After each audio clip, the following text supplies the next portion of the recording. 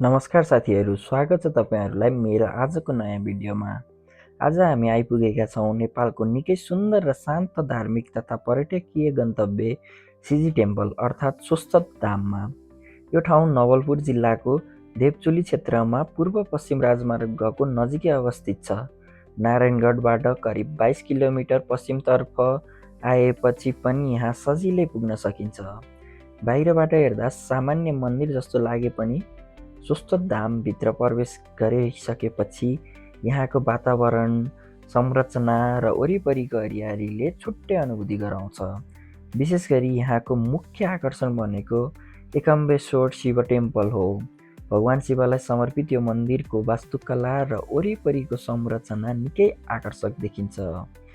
यहाँ आएपछि सबैभन्दा पहिले मन्दिरको सुन्दर बनावटले ध्यान खिच्छ। वरिपरि सफा र शान्त वातावरण भएकाले केही समय यहाँ बसेर घुम्दा मनलाई पनि निकै आनन्द मिल्छ। सोस्छत धाम करिब 12 एकड हरियाली क्षेत्रमा फैलिएको छ। त्यसैले यो ठाउँ धार्मिक दर्शनका लागि मात्र नभई प्रकृति र शान्त वातावरण मन पराउनेहरूका लागि पनि राम्रो गन्तव्य बनेको छ। अब यहाँको अर्को विशेष कुरा भनेको यो ठाउँ केवल पूजा गर्ने स्थानमा मात्र सीमित छैन। यहाँ वैदिक कर्मकाण्ड गुरुकुल पनि रहेको छ, जहाँ वैदिक ज्ञान र कर्मकाण्ड सम्बन्धी शिक्षा प्रदान गरिन्छ। यसको उद्देश्य पुराना वैदिक ज्ञान, संस्कार र परम्परालाई नयाँ पुस्तासम्म पुर्याउनु पनि हो। त्यसैगरी यहाँ आध्यात्मिक ज्ञान र ध्यानसँग सम्बन्धित गतिविधिहरू पनि सञ्चालन हुने गर्छन्। त्यसैले तपाईँ धार्मिक हुनुहुन्छ वा केवल शान्त वातावरणमा केही समय बिताउन चाहनुहुन्छ, सोस्छत धाम दुवैका लागि राम्रो ठाउँ हुन सक्छ। यो स्थान निर्माण गर्ने अवधारणामा आध्यात्मिक ज्ञान र सनातन धर्मका परम्परालाई संरक्षण गर्ने उद्देश्य पनि जोडिएको छ। सोस्छत धामको आधिकारिक जानकारी अनुसार यसको सुरुवातको सोच करिब 2 दशक अघि आएको थियो र पछि यो आध्यात्मिक गन्तव्यका रूपमा विकास हुँदै गयो।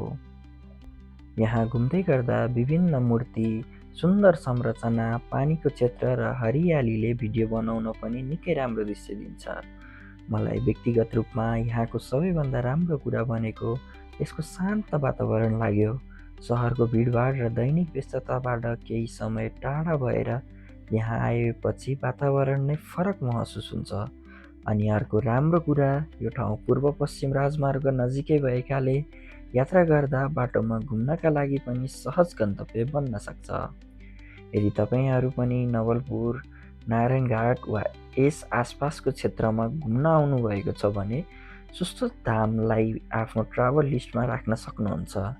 यहाँ आउँदा धार्मिक तथा सांस्कृतिक पक्षसँगै सुन्दर वातावरण र वास्तुकला पनि हेर्न पाइन्छ। यहाँको भ्रमण गर्दा एउटा कुरा विशेष रूपमा महसुस गर्न सकिन्छ। हाम्रो देश नेपाल धार्मिक, संस्कृति र प्राकृतिक विविधताले कति धनी छ भन्ने कुरा। सोस्छत धाममा आउने मानिसहरू केवल मन्दिरको दर्शन गर्न मात्र नभएर केही समय शान्त वातावरणमा बिताउन, यहाँको कला, वास्तुकला र संस्कृतिलाई नजिकबाट बुझ्न पनि आउने गर्छन्।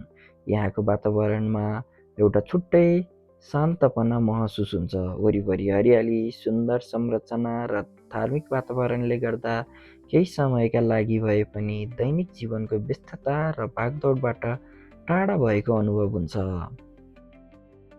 यदि तपाईँ परिवारसँग यात्रा गर्दै हुनुहुन्छ भने पनि यहाँ घुम्न सकिन्छ। साथीहरूसँग आउनुभएको छ भने पनि राम्रो समय बिताउन सकिन्छ।